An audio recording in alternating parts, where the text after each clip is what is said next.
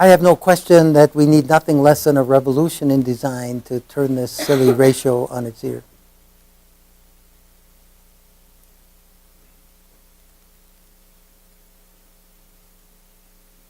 So who are the customers that are neglected? Well, there's a whole 90%, but really the most important part of that customer group for me is the 1.1 to 1.2 billion people who in the world who live on less than $1 a day, and the 2.6 billion, including those who live on less than $2 a day. So if you really think about it, that's 40% of the people in the world live on less than $2 a day. It's not as dire as you might think of it if you think of living on $2 a day in Boulder, because most of these people live in climates that are relatively warm. But $1 a day people, to say a little bit more of what their lives are like, they typically go hungry 3-4 months a year.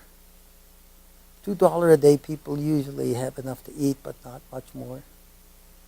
Many of these, in this group are the 1 billion to 2 billion people who don't have access to clean drinking water, the 1 billion plus people who will never get access to grid electricity. That's the customer group that is absolutely ignored by today's designers and by big business, with some exceptions, but pretty much ignored.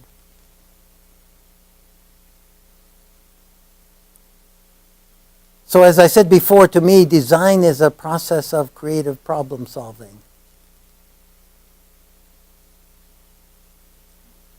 This is not a gay marriage, actually. It is a couple of people pumping a treadle pump.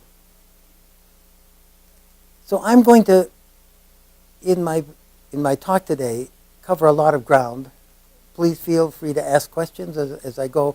And then hopefully we'll have time for a lot of interaction about some of these things. So one of the things that I want to say is that, in my view, our current approaches to poverty are failing miserably. We've spent something like $565 billion in development aid in sub-Saharan Africa with nothing much to show for it. Bill Easterly and others have pointed that out. I agree with that. We have most recently, the Millennium Development Goal Movement.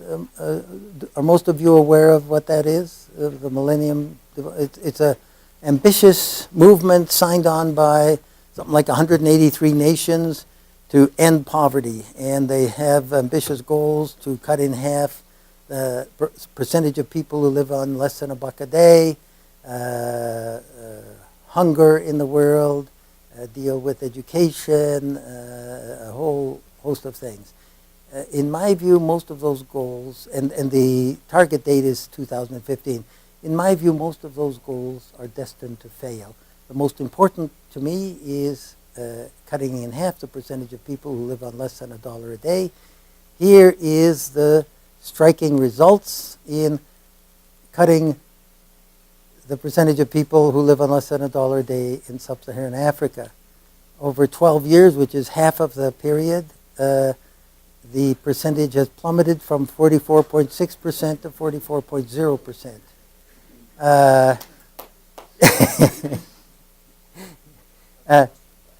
Yeah, that's right.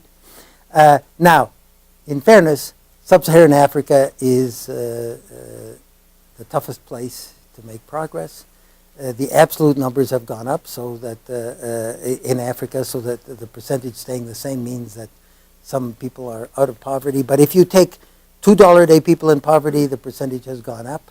In Asia, the percentages are better, but most of that is because of China, which has nothing to do with the Millennium Development Goal Initiative. It's because the leadership of the country passed from the Mao government, which was disastrous in my view, to a government. Any government would have been an advantage over the government of Mao, where something like 40 million people starved to death, which was preventable. Now, again, not everybody agrees with me, but as you get the idea, I have some very strong views on certain things. And what China did, not only did it not just do nothing as opposed to being destructive, but they actually went through a process of allowing peasants to grow things for the market. And that decollectivization movement created, at the same time, the leadership stayed pretty much autocratic with a bunch of old men at the top.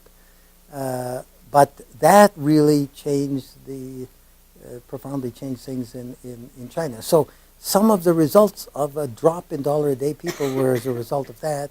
Nothing to do with the development, the Millennium Development Initiative, and conventional development programs. Now, since if you take the total group of people that live on less than $1 a day, there's 1.1 billion. 3/4 of those are dollar-a-day farmers. They're people who make a living on 1-acre farms divided into 3 or 4 scattered plots. That's typically what they are, but they're small farmers all over the world. So the problem of extreme poverty in the world basically boils down to the problem of how can 1-acre farmers improve their income from farming. Before you can address a problem like poverty, you have to define it properly. That is a very simple fact. It's available, always has been available, but the development institutional structure has not really recognized this or acted on it until it's begun to recently. Gates Foundation is really putting an emphasis on it, and some others are. And this is a thing that's been sort of a mini crusade of mine, because you've got to pay attention to where the poverty really is. And you can't address dollar-a-day, 1-acre farmer livelihoods by large agricultural schemes. Most of the large irrigation schemes bypass small farmers. So you have to then focus your efforts on things that work on 1/4-acre plots and 1-acre farms. And then the other 25% are people who live in cities who are poor, people who live in slums. And that's another story.